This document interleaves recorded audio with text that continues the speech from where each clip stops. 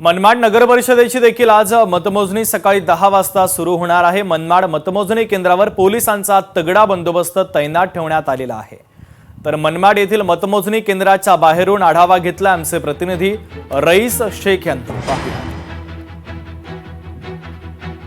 2 डिसेंबर रोजी पार पडलेल्या मतदानाची आत मतमोजणी होणार आहे। मी सध्या मनमाड येथे मतमोजणी केंद्रावर आले असून आपण पाहू शकतात का प्रशासनाची कशी तयारी पूर्ण झाली।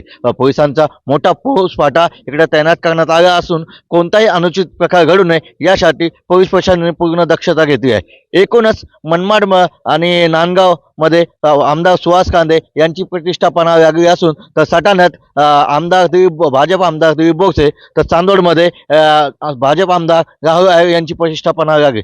एकूणच सकाळी 10 वाजता ही मतमोजणीला सुरुवात होणार असून दुपारी 1:30 ते 2 पर्यंत निकाल लागण्याची शक्यता आहे। एकूणच या मतमोजणीत कोण बाजी मारणार आणि कोण निवडून येणार याचं लक्ष मनमाडसह नाशिक जिल्ह्याकडे लागले आहे।